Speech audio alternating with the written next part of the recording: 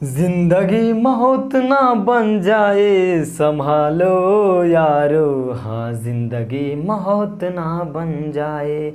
Hello दोस्तों, हम लोग रंजन, आप सभी का स्वागत है आपके अपने YouTube चैनल आलोक स्टडी सेंटर पे। आज देखिए इलेक्ट्रॉनिक कॉन्फ़िगरेशन मतलब इलेक्ट्रॉनिक विन्यास निकालने का सबसे आसान तरीका बताएंगे कि आप किसी भी तत्व का इलेक्ट्रॉनिक कॉन्फ़िगरेशन किस तरह से निकाल सकते हैं।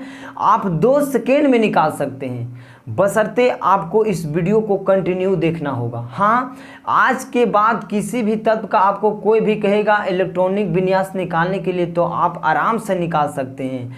इसलिए आइए हम लोग समझते हैं किस तरह से किसी भी तत्व का इलेक्ट्रॉनिक विन्यास निकालते हैं। सबसे पहले आपको याद रखना होगा 4 बात, एस, पी, डी और एफ।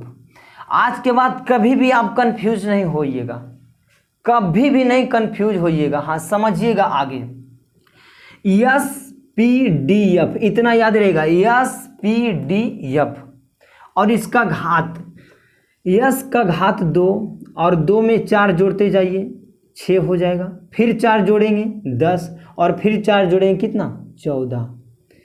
ये जो घात होता है तो ये कहिएगा ये क्या है, तो ये हमें इलेक्ट्रॉन है। ये क्या है, इलेक्ट्रॉन है।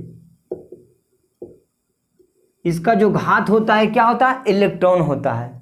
आगे अब समझिएगा, देखिए किसी भी तत्व का, जैसे ले लेते हैं एक सोडियम, इसका कहेगा इलेक्ट्रॉनिक कॉन्फ़िगरेशन निकालने के लिए। तो सबसे पहले देखिए किसी भी तत्व का इलेक्ट्रॉनिक विन्यास निकालने के लिए उसका परमाणु संख्या जानना बहुत जरूरी होता है। जब तक परमाणु संख्या नहीं उसका जानिएगा, जब तक इलेक्ट्रॉनिक कॉन्फ़िगरेशन नहीं निकलेगा। तो सोडियम की परमाणु संख्या कितना होता है आप लोग को पता ही होगा, 11 होता है। और हाँ, किसी भी तत्व का जितना परमाणु संख्या होगा इतना इलेक्ट्रॉन की संख्या होता है। हाँ, जितना परमाणु की संख्या होगा उतना इलेक्ट्रॉन की संख्या होगा। तो किसी भी तत्व का इलेक्ट्रॉनिक कॉन्फ़िगरेशन निकालने के लिए हमें एक कक्ष का जरूरत पड़ता है। कक्ष का नाम याद रखना जरूरत पड़ता है, कक्ष का नाम समझिएगा।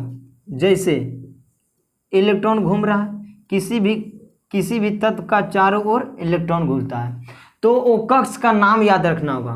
कक्ष होता है के एल एम और एन, के एल एम और एन, इतना आपको याद रखना पड़ेगा, के एल एम एन। आगे समझते हैं, कक्ष का नाम के एल एम और एन, इतना आपको याद रखना पड़ेगा। आइए हम लोग अब इलेक्ट्रॉनिक कॉन्फ़िगरेशन किस तरह से निकालते हैं समझिएगा। के जो है पहला कक्ष है, के जो पहला कक्ष है, एल है दूसरा कक्ष और एम है तीसरा कक्ष और एन है चौथा कक्ष। इतना याद रहेगा, इतना तक समझने में कोई दिक्कत नहीं होना चाहिए। अब देखिएगा, पहला कक्ष में एक लेटर लेना है एस, और दूसरा में दोनों आ जाएगा एस और पी, एस और पी, और तीसरा में तो तीनों एस पी डी, और चौथा कक्ष में S P D F, S P D और एफ। यहाँ तक समझने में कोई दिक्कत नहीं होना चाहिए। अब देखिए एस का घात कितना है, 2 है, एस का घात 2 है, एस का घात 2 है, एस का घात 2 है। अब समझिएगा, पी का घात 6 है और पी का घात 6, पी का घात 6, और डी का कितना है 10 है, डी का 10 है, और एफ का कितना है 14 है। यहाँ तक समझने में कोई दिक्कत, समझिएगा। देखिए ये पहला कक्ष है तो इसमें पहला कक्ष होगा, ये दूसरा कक्ष है तो दोनों में 2 इस तरह से देते हैं 2, और तीसरा कक्ष है तो 3 3 3, कोई दिक्कत। चौथा कक्ष है 4 4 4 4, यहाँ तक समझने में कोई दिक्कत। एक बार फिर से रिपीट कर देते हैं, के हमारा पहला कक्ष, एल हमारा दूसरा कक्ष, एम हमारा तीसरा कक्ष और एन हमारा चौथा कक्ष। तो पहला कक्ष में पहला कक्ष एस हो जाएगा, दूसरा तो दोनों लेना है, तीसरा तो तीनों लेना है, चौथा तो चारों लेना है। कोई दिक्कत यहाँ तक समझने में। अब आगे समझते हैं, देखिए इस तरफ नहीं दिख रहा था, अब यहाँ समझिएगा, यहाँ देखिए समझने वाली बात है। इसके बाद हमें क्या करना है, क्रॉस एक रेखा खींचना है, क्रॉस रेखा खींचना है सीधा, कोई दिक्कत। उसके बाद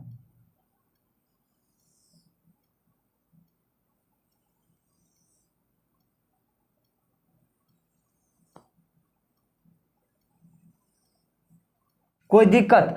अब हमें इलेक्ट्रॉनिक कन्फिग्रेशन निकालना है।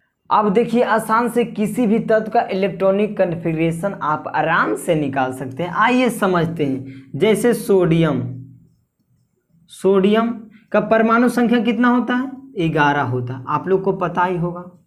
तो समझिएगा, पहले इस तरह से चलना है पहला कक्ष में, तो हमें कितने की जरूरत है, 11। तो पहला कितना है, 1s2, उसके बाद इसके नीचे कुछ है नहीं। अब चलना है, अब कौन है, 2s2, उसके बाद इसके नीचे कुछ नहीं है, उसके बाद ऊपर जाना है, उसके बाद कितना है, 2p6, तो कितना हो गया, 2 2 4 6 4 10, एक हमें और घट रहा है। इसका नीचे आएंगे, 3s कितना है, 2 है, लेकिन 3s2 हमें मतलब जरूरत कितना का है, एक का है, एक घट रहा है, तो इस पर 1 देंगे, कोई दिक्कत। पहले ऊपर से चलना है, नीचे आना है, फिर ऊपर से चलना है, नीचे आना है, फिर ऊपर से चलना है, नीचे आना है, फिर ऊपर से चलना है, नीचे आना है। तो हमें 2 2 4 6 4 10 और 1 11, सोडियम की इलेक्ट्रॉनिक कन्फिग्रेशन निकल गया। ये हो गया पहला कक्ष, ये हो गया दूसरा कक्ष, ये हो गया तीसरा कक्ष। पहला कक्ष 2, दूसरा कक्ष 6 2 8 और तीसरा कक्ष कितना, 1। आपसे ऑब्जेक्टिव में पूछ देगा पॉलिटेक्निक में, आपके 10th एग्जाम में, कि सोडियम की बाह्यतम कक्षा में कितने इलेक्ट्रॉन होता है। सोडियम के बाह्यतम कक्षा में कितने इलेक्ट्रॉन, तो सोडियम के बाह्यतम कक्षा में 1 इलेक्ट्रॉन होता है, कोई दिक्कत। सोडियम के बाह्यतम कक्षा में कितने इलेक्ट्रॉन होता है, 1 इलेक्ट्रॉन होता है। तो हमें आशा करते हैं कि आप समझ रहे होंगे। और 1 2 एग्जाम्पल लेते हैं। अगला लेते हैं क्लोरीन। क्लोरीन का कितना परमाणु संख्या होता है, 17 होता है।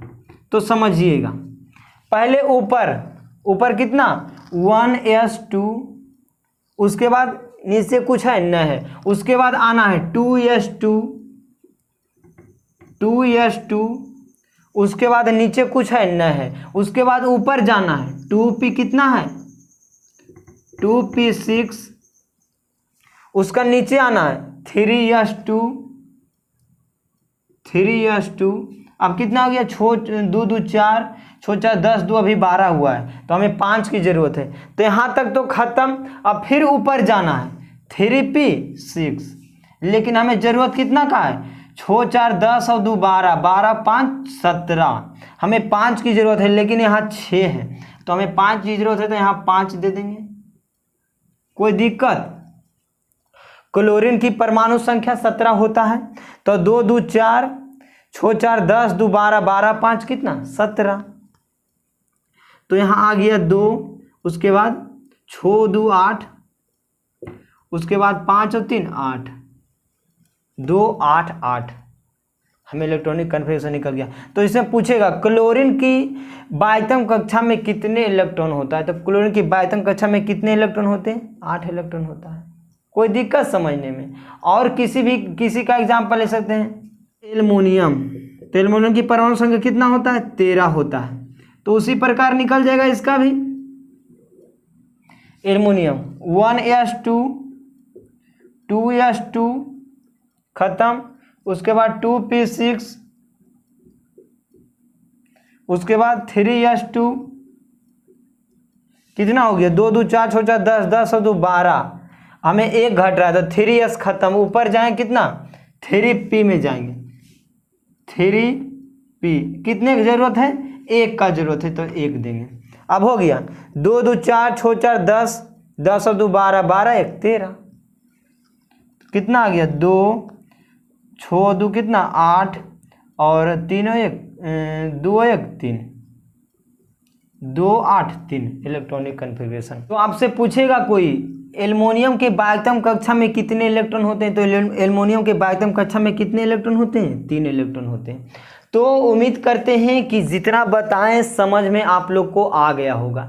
अगर समझ में नहीं आए तो आप वीडियो को दोबारा रिपीट कर कर देख लीजिएगा, आपको समझ में आराम से आ जाएगा। तो बस आज के लिए इतना है। उम्मीद करते हैं कि समझ में आ गया होगा। अगर चैनल पर पहली बार है तो चैनल को सब्सक्राइब जरूर कर लीजिएगा। Thank you, best of luck. जहाँ है पढ़ते रहिए।